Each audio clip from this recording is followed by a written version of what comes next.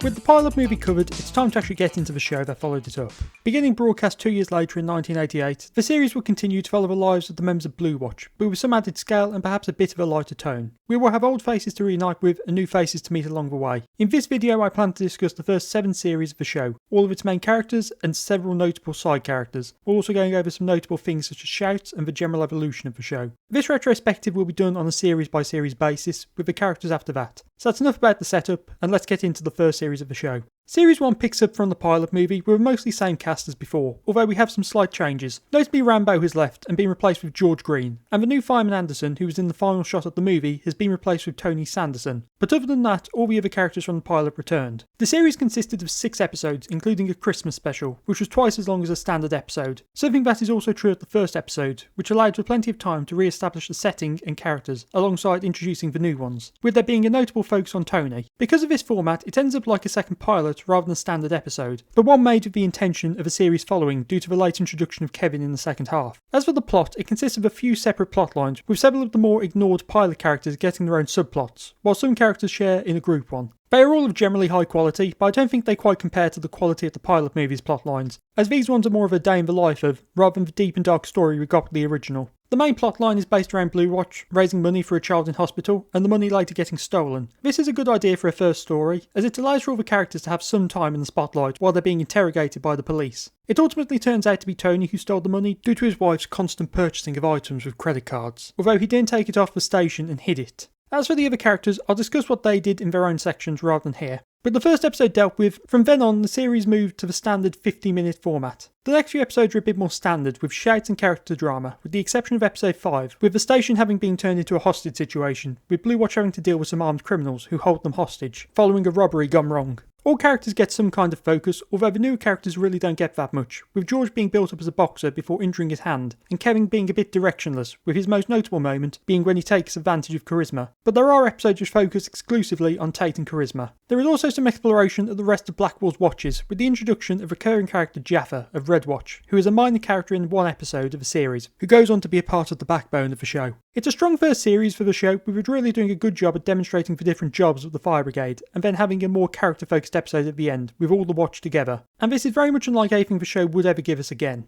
The Christmas special takes the path of not being all that light-hearted, with the watch arguing over who gets the Christmas period off, and what they get up to at that time of year. This gives us plenty of character drama, with this being when we actually get to know something about Kevin, due to the introduction of his father. Beyond that, we also have George getting arrested, Vaseline crashing a car, and actually spending time with Marion for really the first time ever. Plus the ever iconic The Sub Has Got No Eyebrows song. It doesn't shy away from the fact that Christmas is a dangerous time of year. While there are no deaths, there is a dangerous fire alongside the iconic appliance crash. The second series really spices things up, with the show really expanding on the fire brigade, with the introduction of higher members in the chain of command, alongside it tackling racism within the brigade. All the cast got focus in this series, with Vaseline being the standout due to the birth of his son and the effect it has on his life, with him finally settling down towards the end. Tate also got a lot of focus due to his conflict with the new station commander, Skase, who is a very important character for this series. The racism element is another big part of the series, as it takes place outside of the main characters, when Hallam is put in charge of another station, and the tension that had been brewing in the background finally breaks with the near death of a black officer due to the actions of his watch. While the pilot did deal with racism, that was more so the racism of the time and not within the brigade itself, although there were hints at it. It's a strong set of episodes as it delves into both how the brigade deals with racism and how black people themselves deal with it. Of course this was written by a white person in the 80s, so I can't be too sure of how accurately the latter is portrayed, although the series itself does seem aware of that fact, as it actually points out that a white guy can't really understand the situation through a discussion between Hallam and Tony. What we get is quite strong, as we see Maddox being called racist names, plus bags of nuts being put on his locker, and even the sabotage of his BA set. This reaches its climax when Maddox is nearly drowned due to what starts off as a bad prank, but becomes clear attempted murder. This leads to a lengthy hearing, which fortunately rules in Maddox's favour, with all the firefighters involved being fired, with the ringleader, Scouser, also being arrested. The plotline with Skase is another big thing for this series, as it introduces Area Commander Bulstrode, alongside fleshing out the general structure of the fire service. These two plotlines run side by side and really tap into what the series lacked in the previous series, that being the fire service beyond Blue Watch. We also have more shouts which involve multiple stations, which gives a bit more scale and puts the danger of some shouts into perspective. A minor thing about this series is the update to the uniforms of the brigade, with the iconic button jackets being replaced with blue zipper ones, although this is never mentioned.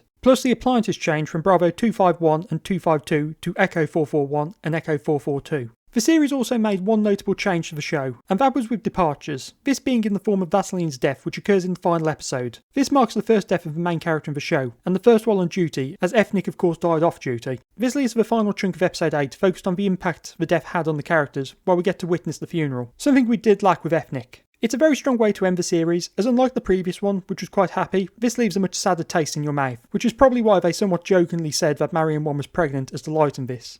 Series 3 is quite a change-up, as there are a lot of cast changes, with character arrivals and departures, alongside a somewhat more down tone, which is more present in the first few episodes. The series also introduced 2 new appliances, which would become the standard for Blackwall for the next few years, and these Dennises are probably the most iconic ones that the series ever had. The first scene of the series is a favourite of mine, as we have a house fire and Blue Watch being called out. It's a very tense build-up, as we get to see the fire in progress, and Tate's wife having to ask the operator to trace the call, as the caller had passed out due to the smoke. Then we get to Blue Watch being put into action in the middle of the night. It's very much an all-guns firing first scene for the series. The downtone that I mentioned is quickly introduced with the reminder of Vaseline's death and the departure of Charisma off screen, with Josie also preparing to leave as she is transferring to another station due to an upcoming promotion. Now it isn't always a downer of a series, with there often being lighter moments, but there are many episodes that have a more down tone to them. But this down tone is shifted quite quickly with the introduction of Colin, who is the nephew of Jaffa and the newest member of Blue Watch. Colin is a perfect new firefighter, as he is quite a gullible idiot who always falls for the pranks of the Watch and so lightens the tone in most episodes. The best of this is when he's been tricked into thinking he's monitoring for radiation and is caught by Bulstrode, who joins in on the prank by raising the stakes and making the Watch pretend that Colin has signed the Official Secrets Act. But on the other hand, one of the most down moments in the series is a Colin one, which is when he chases after some troublemakers and nearly gets Bayleaf killed. And I will admit that when Bayleaf is scolding him, it does give me shivers. The second half of the series also changes things up, with Tate being the temporary station commander, and at the same time we get the introduction of Josie's replacement, Kate.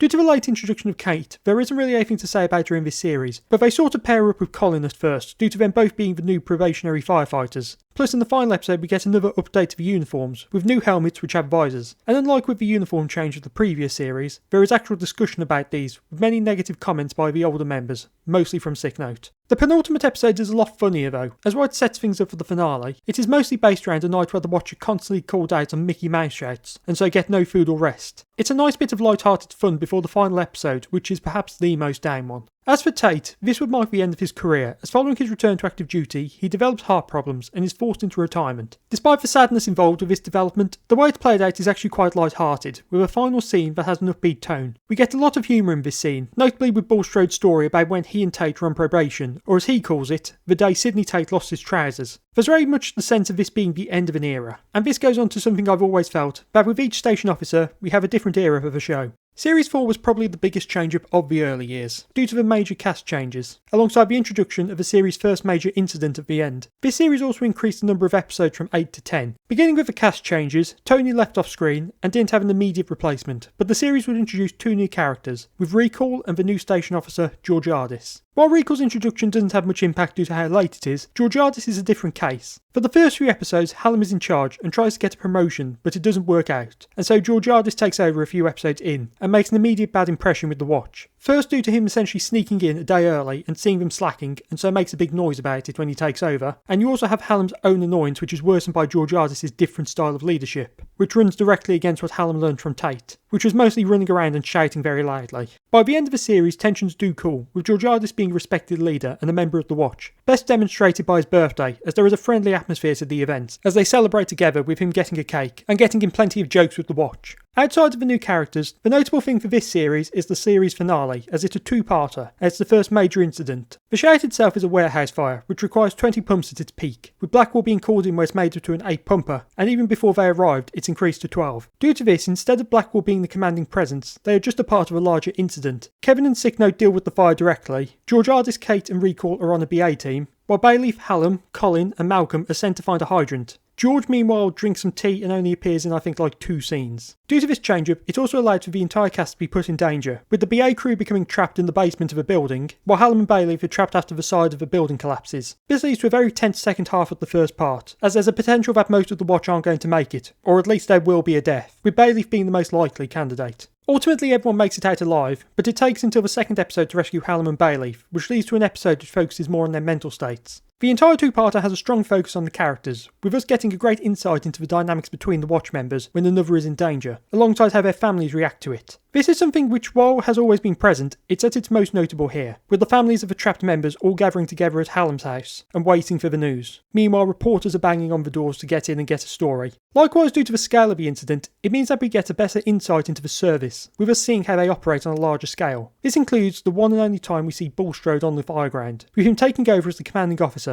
plus one of the rare appearances of a chief fire officer, and perhaps the only time they're at a shout. These two final episodes are a real treat of the series finale, as they would take the show to new heights with the scale of the incident, which would become something later series would have to compete against. And then the general strong focus on the characters would lead to a more relaxed final episode after everything that happened in episode 9. The fifth series was a bit more tame than its predecessor, with only minor cast changes towards the end, and lacked its own major incident like the previous one. But instead it had an overall arc which was about the threat of Blackwall's closure and being combined with another station to service a larger area. This arc runs in the background of the series and reaches the ultimate conclusion of the station remaining open. This series continues with a 10-episode format, but without the two-parter at the end, it means we instead just get more episodes dedicated to the characters and smaller scale incidents, while the series arc sort of fills up extra time. This series has the brief, and I think only mention, of Dockhead Fire Station in the series. And this is only of note as it was the station used for Blackwall, and so both stations do seem to exist in the same universe, and one isn't a replacement of the other. Without as many sweeping changes, there isn't much to say about this series as with others, although it does still continue on from the events of the series finale of Series 4, with Hallam still recovering mentally, while Bayleaf and Recall more quickly return to duty. This only lasts for a few episodes, but it is important in demonstrating that recovery takes time and can't just be waved away, as Hallam would like. This also leads to a stronger focus on Recall, who didn't really get any time in the spotlight during Series 4 due to his late introduction. The series also has a notable episode in which most of the Watch take part in the basketball competition, which is built up to throughout most of the series. It's a more comedy-focused episode towards the end, probably there to help save on the budget, which allows for some great character stuff, most notably due to how early they lose in the competition, that being in the first match, and so Hallam tries to convince them to go drinking and clubbing, which leads to them saving a girl before all ending up in trouble with their wives, and worse, Colin proposes while drunk. The sixth series was a more dramatic change-up to its more tame predecessor, with a lot of cast changes, new appliances and a revamped station. The station revamp was probably in response to Dockhead having a revamp, but worked in nicely with the series long arc of the previous series, as it allowed for the idea that after all the fuss the station was redecorated, although this mostly consists of a repaint and minor changes to the sets, with the mess and the sleeping area being almost entirely redesigned. The mess is more notable as it became a far more spacious area, due to the removal of the wall, which led to it being one room rather than a room off a corridor, and so the table rotated and got larger. The series continued with a 10-episode format and would be the final one to use it. As far as characters go, Kate left off screen, and our new characters are new leading firefighter Pierce and troublemaker Billy Ray, who are both introduced off screen but are still new to the station when we first meet them. Then a bit later in the series we get the introduction of Sally. The new appliances of this series would be very similar to the previous ones, but had some lining added to them to make them more noticeable at night. The first episode does feature a one-off appliance however, as it would be used for a crash at the end of the episode, which would lead to Bayleaf's storyline for the series. There would be one departure in this series, and it's one of the saddest, as it would be Colin leaving Blue Watch, but unlike his predecessors, he was forced out of the service due to injuries he sustained on the job, with both of his legs crushed while on a shout. This gives the final few moments a very sad and down tone, perhaps the most down since Vaseline's death, and in some ways perhaps worse, as Colin didn't die, but his entire life was destroyed essentially. Series 7 would be another massive change for the series, with the series length increased to 15 episodes, and so most characters got 2 subplots or one which would run for a longer period of time. There were no cast changes for this series, although it did see the return of Charisma, who briefly returns for a few episodes at the end. Beyond that, we also have another major incident, but on a much larger scale, which leads to another near death. The series would also see entirely new uniforms for the brigade, but instead of ones for on shout, the changes for the in-station uniforms, and I do remember the first time I saw this changeover happen, I was very annoyed at the change. I definitely had a similar opinion of them to Sick Note. Beyond the temporary addition of Charisma, there would be no other cast changes, although Sally would leave at the end of the series but off screen, although her departure would be built up to rather than just happening. The series would also see the return of Skase, who had received a promotion to DO and despite Tate leaving, is still on a blood hunt at Blackwall. Here there would be more time dedicated to him, which will allow us to get to know him better, and here he'd truly become the villain you love to hate, as he would become a mainstay for a time, instead of just a part of someone else's arc. The series would also be the one that finally had a shout that could challenge the major incident from Series 4 in terms of spectacle with the propane store fire. This is probably the largest scale incident ever in the show, and while it doesn't have the same amount of time dedicated to it as the major incident did, it's even more of a spectacle, with the entire thing being chaos. It's also split across 2 episodes, although it occurs in the last section of the first and the beginning of the second. The immense scale comes from the setting, as instead of a factory that is already burning down, here we have an estate which contains a propane yard, which means we have canisters flying all over the place and striking buildings, causing them to burst into flames. It's also set in the Blackwall area, and so we get the initial event that triggered it. The shout is also unique for it being the only time we see Jaffa in action, as he was standing in for George at the time, and this allows for some heightened tension as he is injured during the shout, although the storyline which follows up this doesn't occur until series 8. This shout is one I want to talk about more in a bit when I talk about some of my favourite shouts in the series, but it's an overall amazing one. So that's the first 7 series of London's Burning. I've of course compacted them and cut a lot of detail out, but we still have plenty more to talk about, most notably the cast, both the mains of Blue Watch and some of the notable supporting cast. So it's time to discuss the main characters, and I'll use a similar method as I did with the original pilot. Most of the cast returned from the pilot with the exception of Rambo due to Jerome Flynn having other commitments, and so his character was replaced by George. Despite this, there is a potential reference to him in Series 6, ironically made by George, although more likely he was referencing the film character he was named after, rather than the firefighter himself. As for the returning cast, we'll begin with Josie Ingham. While essentially the main character of the pilot, for the series she is just another member of the Watch, with her gender only being an occasional mention, and almost always by people from outside of the Watch itself. Series 1 will focus on her relationship with her husband, which had broken down following the pilot, and so she is undergoing a divorce and living alone. This leads to her wanting to learn Spanish for a holiday, and she is nearly RAPED because of this. This leads into a storyline which lasts for the rest of her time on the show, and it was a bold one to do. Josie being female has always been important, and so this sort of storyline was not necessarily obvious but daring. The storyline also not quickly wrapping up by the end of the series is also very much appreciated, as while the culprit is ultimately arrested in Series 3 following her transfer to another station, and so acts as a final wrap up of her time on the show, the fact that it was just by chance and he nearly got away with it is crucial to making this storyline impactful. Series 2 mostly focused on her journey to become a leading hand, while also continuing the romantic tension between her and Bailey, plus some continued development on the RAPE storyline. There would also be some tension with her family in the background, as her mother would never be happy with Josie joining the service due to her wanting grandkids, and things to be as they were in the old days essentially. This made worse by her not accepting Josie's divorce and trying to get the two together again at Christmas. I do like how they made sure to focus on this aspect of Josie being a firefighter, as it wasn't just her husband who had problems with it, but instead members of her family who were still old-fashioned. Although on the other hand, her father would be supportive of her, and her only comfort from her family. Series 3 would be her final, with her departing at the start of it, due to her promotion. She would make 1 or 2 appearances in the series following this, showing her both leading her crew and being at Tate's retirement party. But she would also make a brief appearance in Series 4 for the major incident, which would allow for the series to demonstrate her growth off-screen and sort of wrap up her and Bailey's storyline. Mike Bailey-Wilson's storylines would mostly follow on from what was established in the pilot, and so he would spend a lot of time dealing with his ex-wife Karen and his daughter Melanie. This would be quite a rocky storyline, as sometimes we focus on Karen and others Melanie, depending on other factors, with it ultimately ending with him going to Spain to track down and kidnap Melanie. Somewhat unfortunately, following Series 5, Melanie became a background element, with Bailey's plotlines moving away from her and focusing on other stuff, notably his crash in Series 6, and the resulting trial, and then later his restaurant aspirations. The initial plotline with his ex-wife is mostly focused on in Series 1 and 5, as between 2 and 4 his focus shifts to his new relationship with Claire. This of course intersects with his dynamic with Josie, and then moves away from that later on and mostly to house searching, which is one of the least well done plotlines as they seemingly change house off screen, and despite potential money issues, it isn't ever brought up again. During Series 3 he also tries to transfer to another station, which is something essentially blocked directly by Bulstrode, in an attempt to keep the Watch together after its recent troubles, and also he gets his long service medal. The appliance crash and trial is the first big departure from his relationship based storylines, and is one of the least interesting to me, as it's obviously a bit of a slow burner, although it does have an impact on a lot of his actions in that series, plus his dynamic with Pierce, as he seems to be holding back on information regarding the crash, since he should have seen the bike that caused it. Series 7 saw another shift with his restaurant ambitions, as it would see him and Claire trying to open a restaurant, which would take an entire 2 series to achieve, and would lead to his departure, but not within this stretch of the show. While I did mention the phasing out of Melanie, this is quite immediate, as once they're back from Spain she basically just makes cameo appearances, and the focus shifts to Claire's 2 children instead. This is really unfortunate, as it kind of takes away from everything Bailey did to rescue her, as once she's safe, she's basically gone. In fact, I'm relatively sure that she doesn't appear until episode 9 of Series 6, and has no perspective or opinion on the trial situation.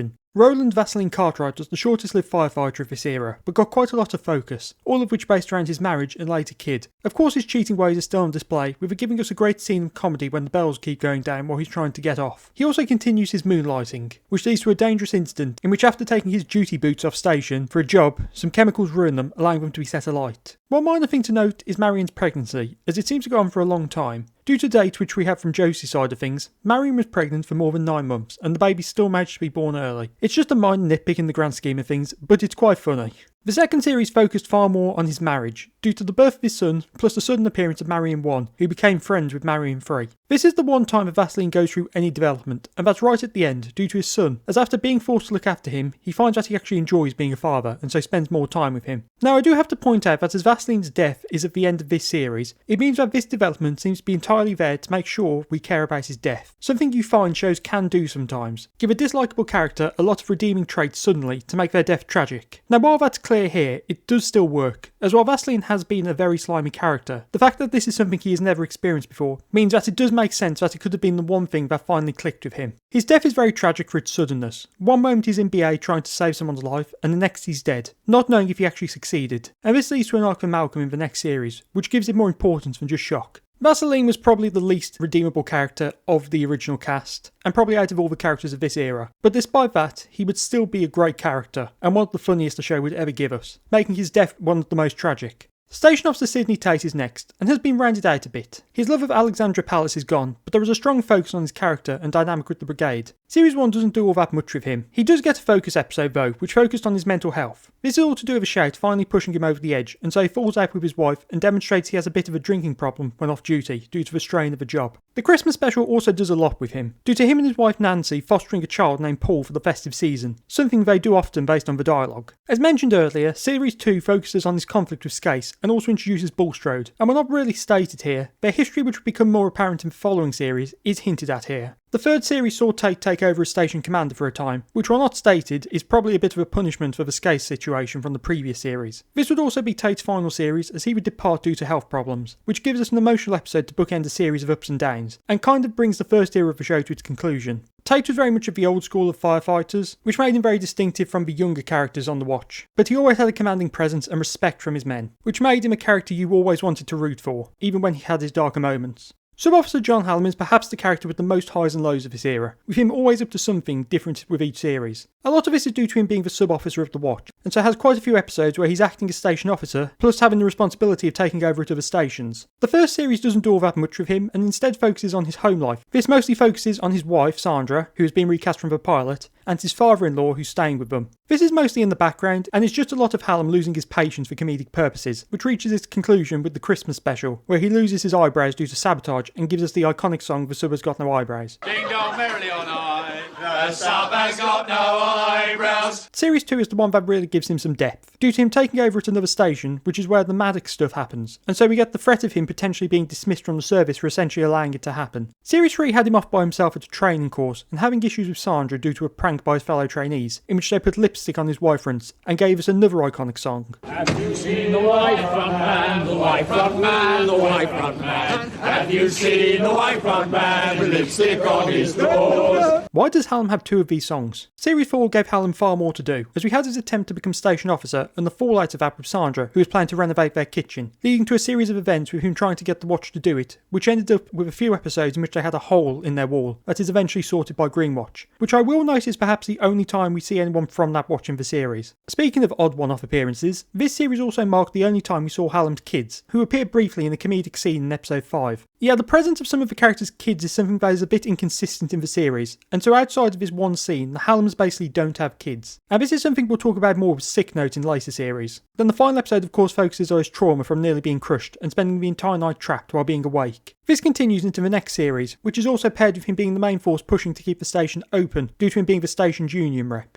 Series 6 and 7 are a bit more like Series 4 for him, with him spending some time assisting the fire investigation team alongside Peter Jonah, while also having to put up with Pierce, who is proving to be a nightmare, worsened by him moving in down the road. Series 7 continues from this, with him turning down a job working with Jonah outside of the service, and this leads to Sandra deciding to get her own job. This all happening alongside Pierce's wife Patty trying to seduce Hallam, much to his displeasure. Due to the many different scenarios they put Hallam in, mostly due to his position as the sub-officer, it means he is the character who spends the most time away from the station. We get him working with the fire investigation team, training on the fireboat, and acting up at other stations. This does mean that his home life isn't all that much explored, with his job being tied directly to his character. But usually when his home life is explored, it is some of the funniest stuff the show ever gave us. Leading firefighter Malcolm Cross is one of the characters who took a while to really define, and didn't get all that much focus in the early years. Series 1, he does get a focus episode in the form of episode 2, in which he has a relationship which ends tragically when his partner dies in a fire. Series 2 focused on his family dynamic, and that he isn't really a part of it, and is more so an outsider to them, with there being a lot of tension. His first real storyline was less about him and more about George, due to George believing Malcolm was trying to get with his girlfriend, but he was only trying to help George by going to her directly. It wasn't until Series 3 that we got a series that really gave him some focus, in the form of him saving a man on a shout, and so he ended up getting a medal for bravery. This worked well with wrapping up Vaseline's death from Series 2, as it was Malcolm who was in charge when that happened, with him giving the order for use of BA underwater. BA of course wasn't meant to be used underwater, which is why the death occurred, but after review from the brigade, he only got a warning, as lives were saved. But Bulstrode made the actual punishment clear, the impact that giving that order was going to have on Malcolm. And so going from that to him saving a life and getting awarded for it, despite just seeing it as part of a job, works perfectly for his first big series. Series 4 moved away from the brigade and to his home life / love life, due to him having to get a flatmate who happened to be a female that he fell for. This would be the majority of his story until his departure in Series 5, and would give us many funny moments, notably when he accidentally gave his roommate's partner a drink that had been laced with horse laxatives. During Series 5, the two ended up dating, and this would lead to his departure as he would choose to move to Brussels with her and leave the service behind him. This decision was also made with the assistance of another small arc, in which he took an ex-firefighter who served during the Blitz for a day out, after his house was burned down.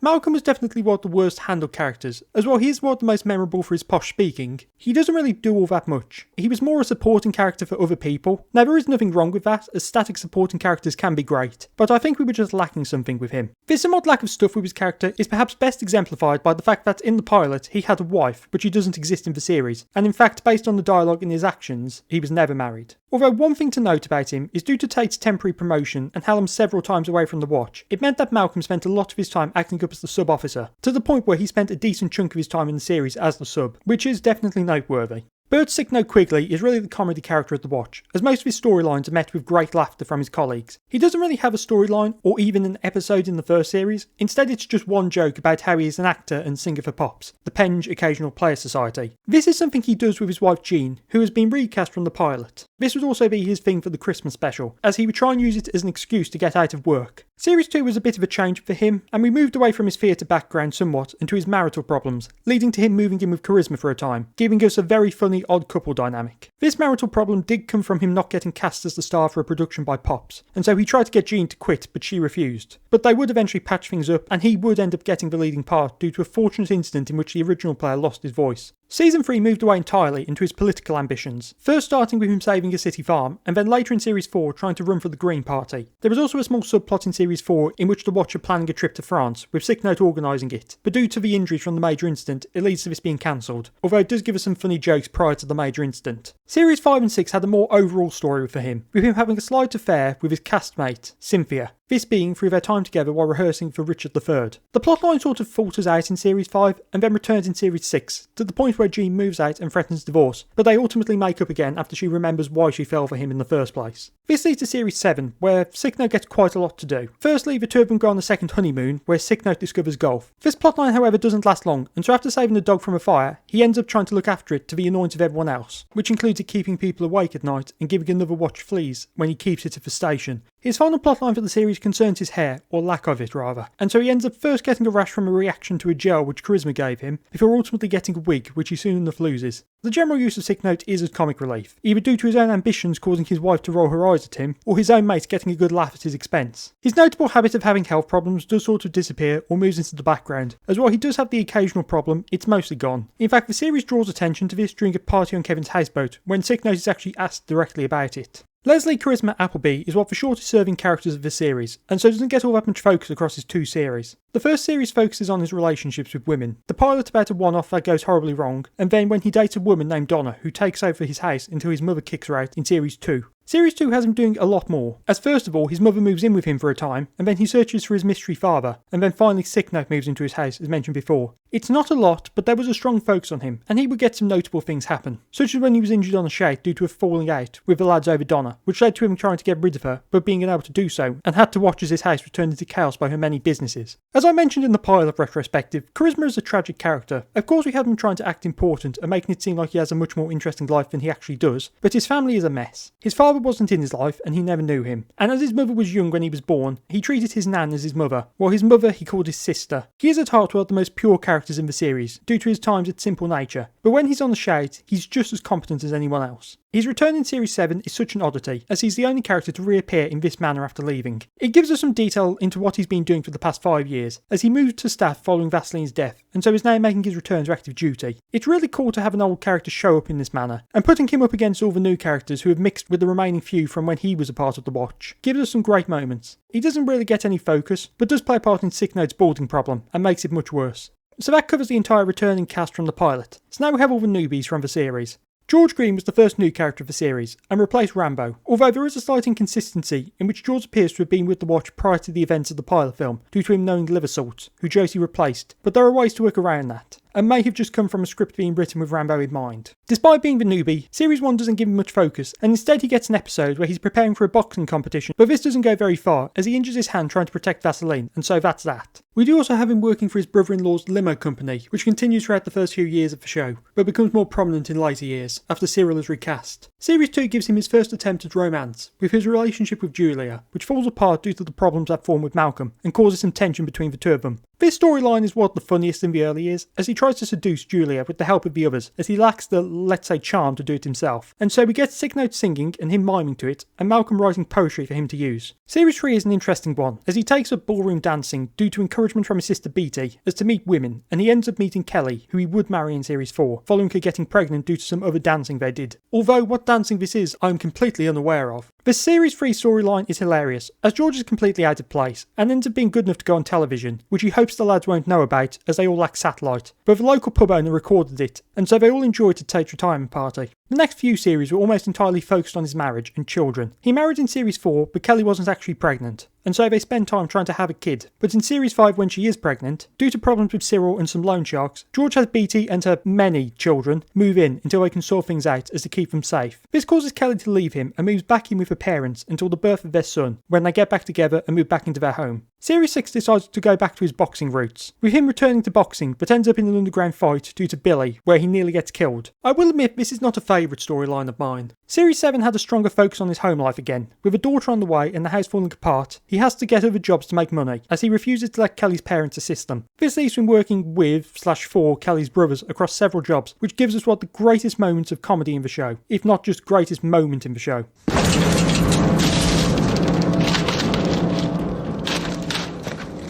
Which led to him briefly getting the nickname of Liberace, but this is just for a few episodes, if not just one. But the more notable thing is when he's working at a theatre as security. Firstly, he nearly has an affair, causing a divide between him and Kelly again, and more importantly, due to him having to work, Jaffa stands in for him, and this leads to Jaffa's near death, and so George blames himself. But this series does end on a happy note due to the birth of his daughter. George is a character that they knew what they were doing with, as while he didn't have much going for him in the first series, he became a bit of a family man later on, and this would continue to be his most dominating trait for the next few years, although there is quite a lot to say about that when we get there. Tony Sanderson was the first new character to get any focus due to him being the backbone of the first episode of Series 1. Somewhat unfortunately, they didn't have much of an idea of what to do with him after that, as most of what he gets is to do with his marital issues and problems with his wife. Firstly due to her constantly spending money, which quickly goes away, then when she's having a night out, he becomes concerned that she's seeing a guy. Then she gets a job and he becomes concerned that she's seeing another guy, and that's sort of it. Tony somewhat comes across as a bit controlling with his wife, as almost everything she does, he thinks that something else is going on. It's really not surprising the two did drift apart and get a divorce, all things considered, and it does reflect badly on Tony, as he really comes across as the bad guy here. Now there are times when the two do seem like a good couple, notably in the Christmas special, when they decide to ditch their arguing parents and spend the rest of the day at the station, made funnier by the fact that it's their own house they're leaving their parents in. The series does also go to demonstrate how Tony and Dorothy were a bit out of place in society, as some found it odd that a black man and a white woman were married, and even Dorothy's father was clearly racist, which is shown quite notably with Tony's parents, but Tony's father would not back down to the challenge and dish it out just as much. Series 2 also involved him with the Maddox stuff, as he would support Hallam during the hearing and tried to help Maddox stand up for himself early on. Series 3 moved away from his marriage following his divorce, and so instead he began a new relationship with an ex of his, Jenny, who had moved to the world of fashion. This would lead to him leaving the service, as to help her run her boutique. At the same time, we also had a minor element about him being black in the service, and Tate's wife sort of trying to use him as a face for black firefighters in the service, to recruit more people of ethnic minorities, something he took offence to but did understand the reasoning, and so didn't hold it against her. I think Series 3 was an improvement for Tony, as the somewhat controlling side was moved to the background, and instead we got a more interesting story for him. It is unfortunate we didn't get more from this character, as he was a bit lacking at the start and hit a bit of a stride towards the end. Something of note that I find interesting about Tony is his last name of Sanderson. It's only noteworthy as at the end of the pilot film, the new firefighter was named Anderson, and so I do wonder if originally Tony was intended to be the same character that replaced Ethnic, but they decided to change this later on and made him a new character entirely, potentially just because they were unable to get the original actor back. This could all be a coincidence, but it's very odd that their names are literally only a letter different. Kevin Medhurst was another newbie to the series, and the first to be introduced as a new member of the Watch, with him arriving halfway through the first episode following Vaseline's injury, and so wasn't involved with the plot of that episode. Likewise, the first series doesn't give him much character work, as he really only gets a single moment of focus in which he plays charisma at his own game and wins money from him, much to George's annoyance. This series kind of made Kevin feel a bit of a kid, but that would shift with the Christmas special when we would finally meet his father and learn about his family. Series 2 would follow up on this with us seeing just how chaotic his life really is, with him being the breadwinner of the family, due to his father constantly being in and out of prison. The focus of this series would be on his younger brother, who is the worst of his family and a failure of a human being, with him constantly getting into trouble, and to get back at his brother, constantly made hoax calls saying that there was a fire at his school, but this would end with him being caught by the Watch and leading to him being sent to a young offenders institute. Series 3 moved away from his family into his dynamic with Marion and Technique, due to falling for his dead colleague's widow and trying to get with her, which would become the backbone of his storylines for the next few series. It's not a favourite of mine, as for one, he's a bit creepy going after his dead friend's widow, and two, Marion really treats him badly in the early days, as she will seem to be into him before shifting back to Technique. This does all lead to him and Marion eventually getting together for a time after she attempts to kill herself. This all ended with Marion deciding she had had enough of Fireman and moved away at the end of Series 5. I admit I really don't like this storyline, and it does go on for far too long. I think it's clear the writers were a bit done with it, as it moves to the background in Series 5, before suddenly ending. But on the other hand, it is a good wrap up for Marion's story, even if it does hurt Kevin. Fortunately, this wasn't all that Kevin got up to, as during Series 4 he had problems with his sister and her abusive boyfriend. He and George seemingly took revenge on them, as while it's never confirmed, in quotation marks, it's very much implied that they were the ones to assault him, and when confronted by the police, they are taken at face value when they say they didn't do it. But there is a sense that the coppers did still suspect them, but given the reputation and criminal nature of the guy, they didn't think it was worth continuing with. Series 5 would allow Kevin to partake in a specialised rescue course, which would become useful to him during a shout in Series 6, and it was while he was there Marion ended things. This storyline also served to help him patch up things with Georgiadis, as the two had never seen eye to eye in the series, to the point that Georgiadis had punched him when he was drunk at his birthday party. That's Georgiadis' party, not Kevin's party. Which was fair enough given that Kevin was trying to proposition his sister. That's Georgiadis' sister, not Kevin's. Series 6 went back to his family problems, with his father being released from prison due to him being ill, to the point where he was dying. He did try to repair his relationship with Kevin, but ultimately failed to do so, after giving into a bribe, leading to the two of them being on bad terms when he passed. I will admit that this is one of the more emotional plotlines, and perhaps Kevin's best, due to the pure emotional weight behind it. This would build on stuff that was established in earlier series with Kevin's father after the Christmas special, but that was more a minor thing against how this series handled him. Kevin would also win a greyhound, which he would call Blue Watch after the Watch, and it was this which caused the divide between him and his father, as it was his father's job to look after him, and so the bribe was to fix the race. The dog he'd ultimately returned to the person he won it off following his father's death, bringing this storyline to a nice closure. Series 7 really shook things up by having Kevin move to a houseboat due to his mother selling up and moving away. Alongside this, he also formed a relationship with Sally that wouldn't work out. Kevin is a bit of a weird and underdeveloped character, as his main two storylines were him being the only member of his family who wasn't a criminal, and then his relationship with Marion. I always find Kevin switches between seeming to be a younger member of the Watch and then an older one depending on the series. Series 1 and 3 he seems quite young, while others he seems older, which makes it feel like the writers weren't completely sure of the direction to take his character at times. Combining this with a lot of plot lines where he would end up either being drunk or losing his temper, and Kevin can be a difficult character to like at times. But it does make sense, as a character who had a bad start in life, and was tied to it far longer than he should have been, as he had to support his family. His mother was his only positive influence as he grew up, with all his siblings following a bad path, and so it's a bit of a miracle he turned out as well as he did, all things considered. He does get his fair share of nice and funny moments throughout though, and his friendship with George is a great one, even if his friendship with Billy is annoying at times. Colin Parrish was the first character introduced after Series 1. Beyond that, he is also the nephew of Red Watch member Jaffa. Due to him being introduced at the early series' lowest point in terms of tone, he really brightened things up a bit, as a probationary firefighter who was an idiot, and quite gullible. This led to him falling for a lot of pranks in his first series. I've already mentioned the radiation one, which involved Bulstrode, but we also have him being tricked into thinking Tate is a born-again Christian, and so he was trying to respect the Gov's beliefs, which would cause great amusement for the lads, until the Gov figured it out. His time as a probationary firefighter would also lead to him being a bit gung-ho on shouts, with him notably aiming his hose at a fuse box and nearly being killed in the process, but his naive and lively nature meant that he wasn't at all fazed by it. These early days for Colin really gave us some great moments. At the same time, we also get a lot of saddening ones, such as where he was left in the state after a train crash due to the injuries the lady sustained, and likewise when he nearly got Bailey killed when chasing a criminal down. Series 4 would give him a lot more to do, as first we have him making a mistake and so his probation was extended, but also giving him his first shot of romance with his later wife Zoe, which went horribly wrong.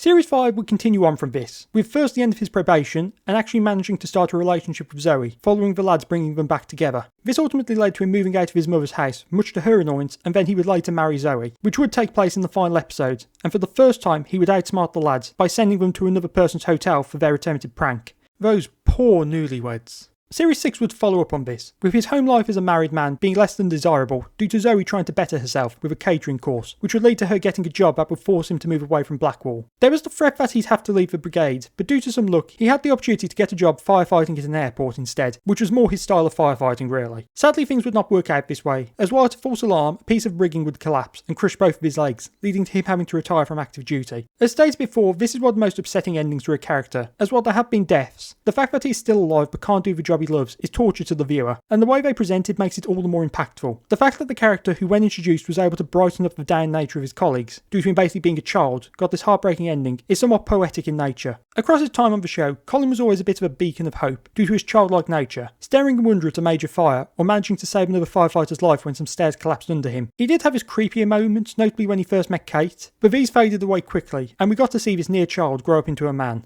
Continuing with the probationary firefighters, next up is Kate Stevens, who would replace Josie at the end of Series 3. Due to this, there really isn't much to her in Series 3, other than some moments with Colin. Series 4 focused on her getting into a relationship with a rock climber, which doesn't go at all well, due to the fact that while she is a firefighter, she does actually like to be treated like a woman while off duty. We also have an ex of hers showing up and trying to move into a house, and dating one of her flatmates, which leads to sadness as he leaves to return to his wife and kids. She also enters probation in the series, and becomes a fully fledged firefighter, much to the annoyance of Colin. Series 5 would continue on this focus of her being a woman that's also a firefighter, and so after a night out she ended up at a party where she had relations and ended up pregnant. This leaves her having the tough decision of what to do, with her considering terminating the pregnancy due to her job. Beyond that, it also affects her work, with her lacking focus at times, which leads to an incident that nearly fries Malcolm and Kevin. This is quite a heavy subplot, as during it she ends up bonding with the man that got her pregnant, and ultimately the decision is taken away from her due to a miscarriage after being trampled on a shout. This would lead to her departure, as she would transfer to another station to be with that man. In quite a few ways, Kate was the opposite and equal of Josie, which made sense as she served as her replacement. Instead of the fully operational firefighter who was shunned by her peers, Kate was a newbie who needed and got their support, and was seen as their equal from the get-go. The series made sure to give her her own hardships towards the end, but for the most part the focus of the character was that she is a woman as well as a firefighter, and so had to balance that life, which led to some good storylines that tested her towards the end.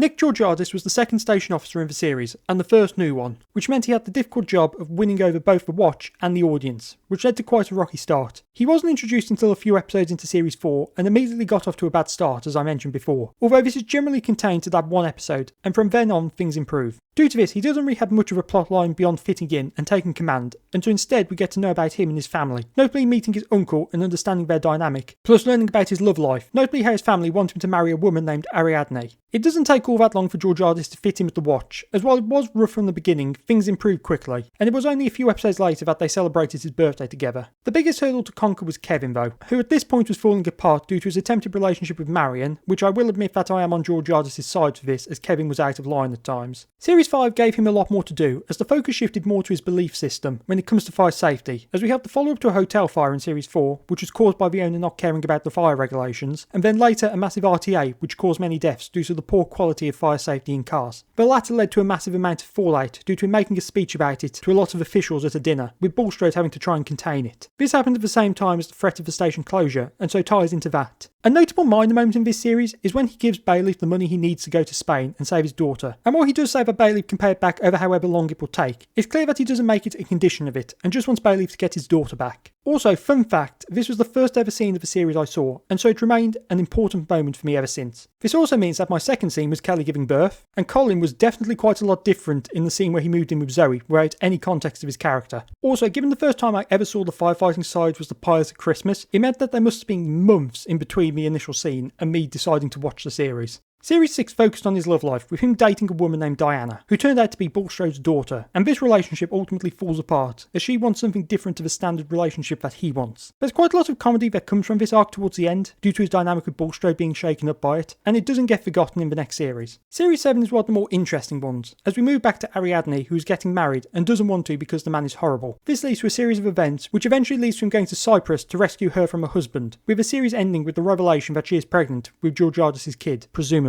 Something that I need to acknowledge is the weird relationship these two have, as during Series 4 it's clear that Georgiades doesn't have any romantic interest in her, and likewise she doesn't have any for him, and this continues through their next two series, with Ariadne even being the one to set him up with Bulstrode's daughter. But Series 7 seems to forget about that, and instead they do have some romantic tension bubbling under the surface. In fact, going back to Series 4, it's clear that he doesn't think all that highly of her in the first place, and is somewhat insulting to her when talking about her with his uncle Dimitri, even if the most memorable moment of this is him saying he can't be married because then he'll have to eat free breakfast every morning, not to insult Bayleaf, Dimitri and her. Now I suppose you could explain this tension having only just appeared due to her finally tying the knot, but it's not that well presented. It's a really strange change to their dynamic is all, and does go on to impact the rest of his time in the series. Despite being the station officer, Georgiades does have a nickname, although one that is rarely used, that being Zorba, coming from Zorba the Greek, very much a weaker nickname from the brigade.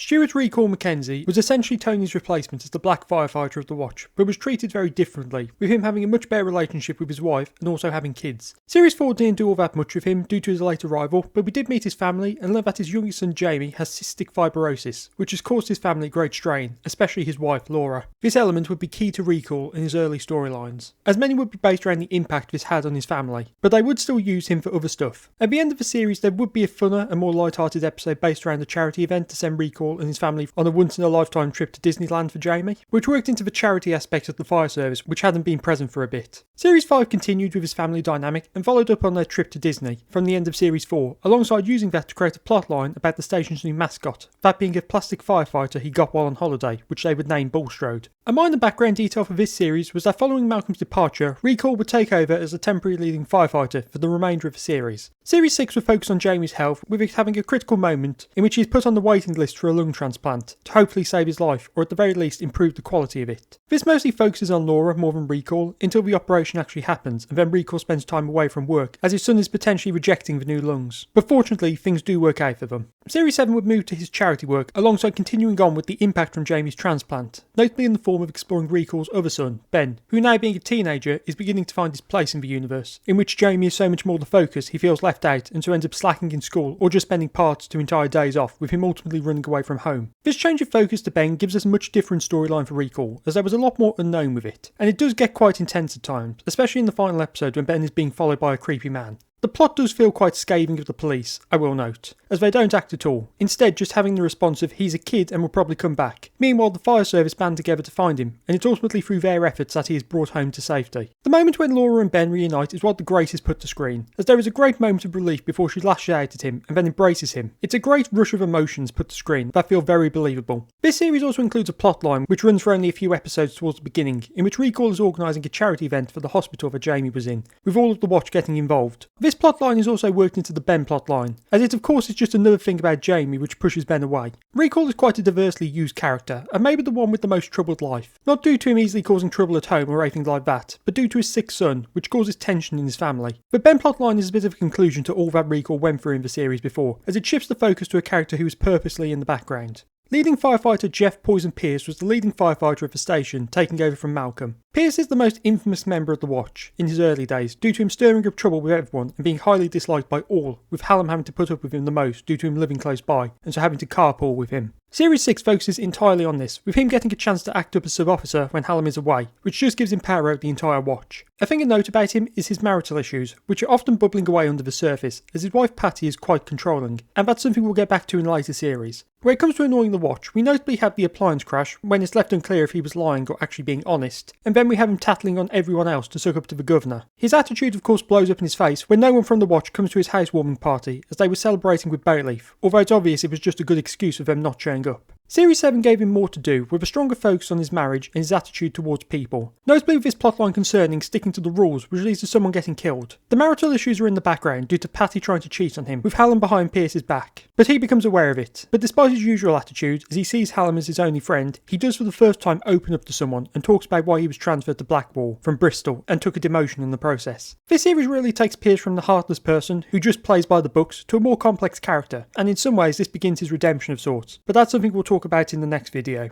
On the other side of things we have Donald, a young man who clearly had some form of learning disability and is obsessed with the service, and so hung out around the station, just watching the men at work. All the members of the watch liked him and treated him well. But of course Pierce isn't as friendly, in fact telling Donald on many occasions to keep away from the station and effectively compares him to a stray dog with how Billy treats him. Eventually Pierce blows up in Donald's face, and later after Donald has started a fire by accident, when Pierce tries to keep him safe, he's scared and so falls to his death. This plotline is a real hard-hitting one for Pierce, as he finally has to face the consequences for his attitude in a dramatic way, with him feeling responsible for the death of Donald and not being able to come to terms with it, made worse by the other members of the Watch, notably Billy blaming him for it. Billy Ray would be a younger member of the Watch and a troublemaker throughout. Now there is more to him than just that, but more often than not this nature to stir up trouble will be at the forefront. Series 6 gets him off to a bad start as he assists George with his return to boxing, but is the one who gets him involved in an underground fight, which George is meant to throw. But on the other side of things, we have him taking over as mess manager from Bailey following the crash, and this is something that continues until he leaves the show. A funny thing about Billy is his choice of vehicle, which is a hearse, as he needs room in the back for reasons I can't go into, but is mostly there as a way for the rest of the characters to make jokes. Series 7 focuses on his troublemaking, as he ends up lending some old uniforms to a mate of his, who uses them to sell overpriced and low quality smoke alarms to old people, with him having to try and deal with the fallout of this, which includes trying to recover the uniforms while Skase is investigating. Plus Pierce finds out and tassels on him to the Gov. On the other side of things, we also have him getting on Kevin's nerves about his relationship with Sally. Billy is a very difficult character to like at times due to his habit of always getting into trouble or stirring it up with others. He does have some great moments despite this, and a series of fun but failed relationships, a notable one being with a girl named Lauren, who was a stripper, and so this ended up causing more tension. He's very much a character who sees himself as more than he is, but is usually brought down to earth due to his dynamic with Maggie. The final member of the Watch is Sally Reed, who arrived at Blackwall following Bailey's crash as they needed another driver. Sally would prove to be an interesting character who was very much shackled by her past. Due to her late introduction for Series 6, it meant that there wasn't much time for a storyline in that series, and so it was a simple one which is all about her problems with an ex that dealt drugs, and ended up getting her tangled up with it. And while he wouldn't often appear, this would continue into her second series, although paired up with her relationship with Kevin. Her departure would be quite well built up to, as she would transfer to another station so she would be able to look after her father who was ill. Her relationship with Kevin is quite a weird storyline of the series, as by this point we know that Kevin is kind of notorious for his failed relationships, either his long-term one with Marion or just short ones, where things quickly go wrong, and this one is no exception. It doesn't really go all that far, as while there is a strong initial basis between them, the two don't really connect all that well, and it begins as suddenly as it ends. It begins after Sally's house was raided by the police due to her connection with her ex, and when Kevin comes over, they have a moment of passion. But it ends when Kevin headbutts Sally's ex as to get rid of him, but it doesn't work out as he would have hoped. Kevin really has a habit of going too far, and that combined with the fact that they are work colleagues means that this really couldn't have worked, and so it's just a weird storyline by the end of it. Sally's departure is a bit understated, as it's built up to quite well, but she just leaves between series rather than having a notable moment. She does at the very least get to bring her dynamic with Kevin to an end, and so everything involving her is wrapped up by the end.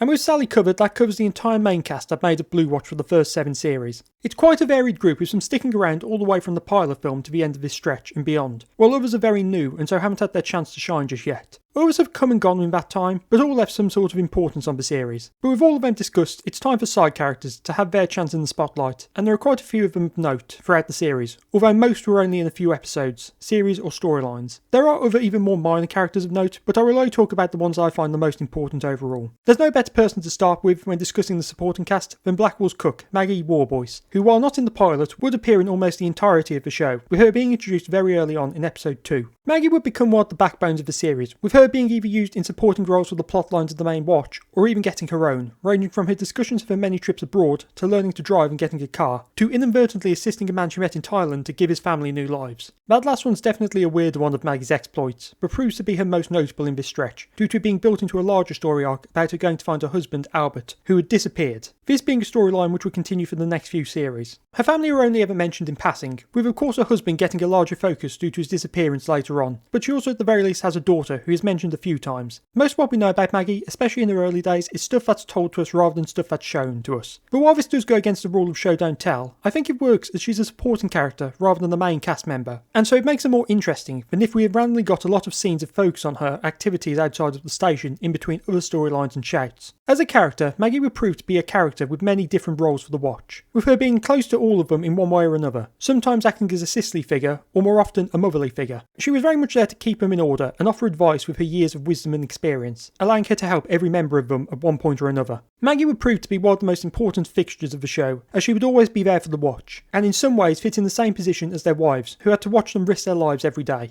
Jaffa is next up and is the only real recurring character from another watch, with him being a member of Red Watch. Jaffa is introduced early in the series as basically a one-off character, but clearly left enough of an impact for writers to bring him back in more episodes, and put him into other storylines, with him quickly having his own. His earlier storyline would see him having to deal with problems with Technique, after buying some equipment from him so he could do some jobs that Technique gave him, although all the addresses were bogus. He has a lot of small things throughout, but his biggest storyline would begin in Series 7, with him standing in for George and getting injured during the propane yard shout. Something of note is that Jaffa's real name is left a bit up in the air, as he's called Lionel by his sister in Series 4, but in Series 7, while he's in hospital, his name is said to be Oliver. Likewise, the reason for his nickname is not as obvious as others, as the main reason is mentioned quite early on, but after that he is just known as Jaffa, and nobody questions it. Throughout he was used as a voice for the other watchers, but remains his own character, and really the only consistent supporting character from another watch, which helped to make the station feel bigger. Skase is the closest thing the show has to a villain, as he is a stickler for the rules and doesn't get along with the older style of station officer, as was found out with Tate. His initial storyline is more about Tate than himself, as he is just the person there to allow for the conflict. Despite that though, he does get some characterisation, mostly for his complete disrespect for those below him. This is somewhat reflected in what Skase said about Tate, as he said he didn't believe he would respect any senior officer. I did mention his lack of respect towards Tate, which initially comes from their clash of styles, but as the series proceeded, there were more clashes and Skase would take credit for decisions made by Tate, even if they initially went against his own. This is best demonstrated when they're dealing with a potentially cracked radioactive storage unit. The only other moment of characterisation for Skase in this initial stretch is the fact that he is married with a child, as when he first moves into Blackwall we see him place down a picture, although he never mentions his family. His return in Series 7 made him far more into his own character, and more an actual villain rather than a part of a single storyline. With him having a promotion and a vengeance towards Blackwall despite Tate's absence, this would give him a great dynamic with Georgiadis, as he would stand in defiance of Skase, who was looking for any reason to get Blue Watch, and really Blackwall overall, into trouble. That being from just minor errors in files to reporting the improper use of BA for a shout. There was also a lot of comedy here due to his dynamic with Pierce, who was always sucking up to him and failing horribly, with Skase not even remembering his name. There were many great Skase moments during this series, with him taking command of the propane fire shout, or his confrontation with Bulstrode at the end of the series. But a personal favourite is when he confronts Georgiadis over the improper use of BA for a rescue. As while he would report the incident off screen, this is perhaps the only moment in which Skase is ever presented as someone nice, due to a slight berating, followed by him accepting the reason it was done, as it was to save lives, and that's what they're there for. Skase would overall prove to be a villain, starting as a minor annoyance and then becoming a full-fledged presence in his own right, when he was given more screen time. His peak would be Series 7, but he would prove to be an important character going forwards, as well as brief time as the station commander had little impact overall. His time as Dio would go on to set the precedent for further Dios to be present in the series.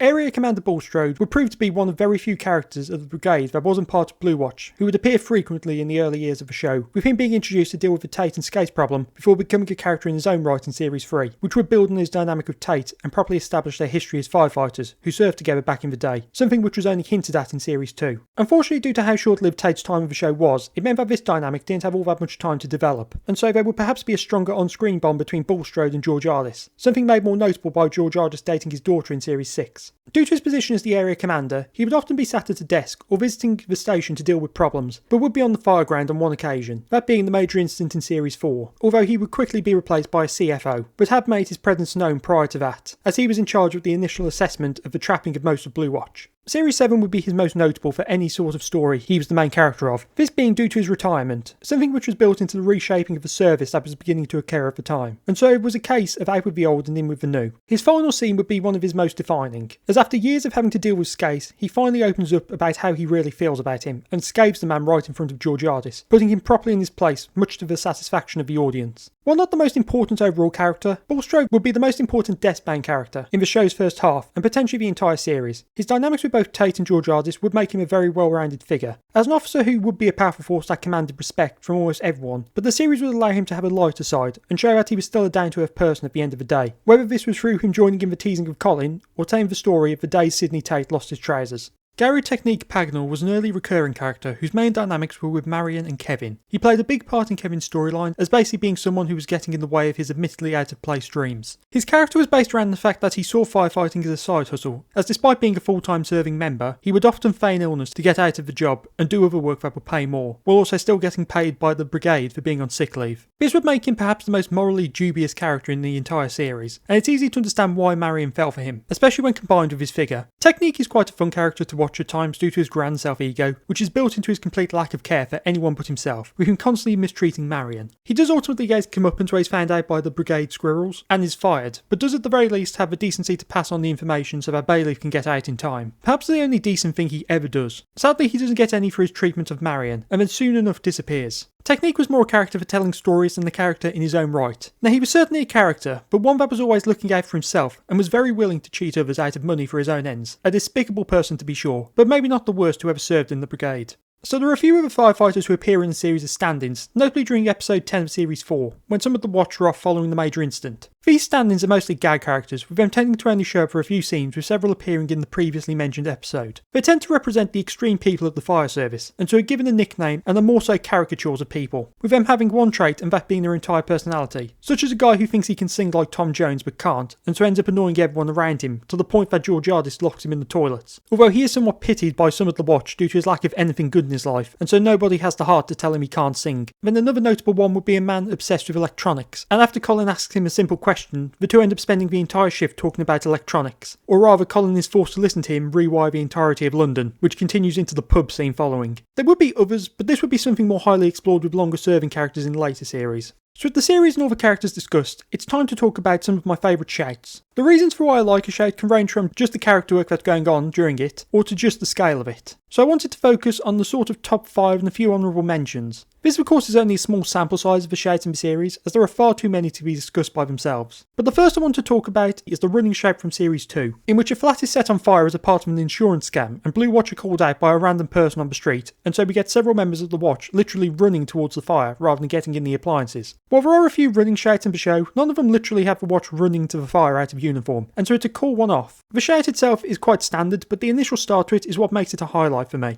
Next we have the major incident from series 4, and there's not much more to say about that as I've already talked about it in depth. Just the immense scale of the time is noteworthy. It taking up an entire episode and a bit, with lingering effects into the next series, gives it a sense of importance. The Fog RTA from Series 5 was the largest scale RTA we ever got, and the atmosphere of it is incredible. While we have had RTAs at night before, the fog slowing everything down and making the scale unknown gives it an incredibly terrifying atmosphere. The library fire from Series 7 is another I enjoy quite a lot, due to it having the unique rescue of a blind lady, and so we get her leading the BA crew out. I wouldn't say it's notable in terms of scale or anything else, but it does get points for this unique element, plus has a nice explosion and the only time that Kevin uses the phone in the appliance. The man in the tank, again from Series 7, is a very funny one, as the initial setup makes you think it's going to be a man trapped in a chemical tank, but this is subverted with the reveal of it being an actual tank. The process of them trying to break the man out gives us a lot of comedy, whether that be them discussing how the army would do it and coming to the conclusion they just call in the fire brigade, or Pierce getting to talk about his interest in tanks from the war and suggesting that he and Hallam go to the Imperial War Museum. The propane yard fire is an obvious pick for a favourite, and it has a grander sense of scale than even the first major incident, and would prove to be the only shout in my eyes that could challenge that one. Sure, it doesn't play out for as long, but with the more domestic setting for it, we have people being forced to leave their homes as propane tanks fly through the air, making it terrifying. This all topped off with the cliffhanger when the appliances hit, leading to Jaffa's injury, which are all going to have lingering effects for the show. Plus we have the return of charisma for it, so has to be a good one.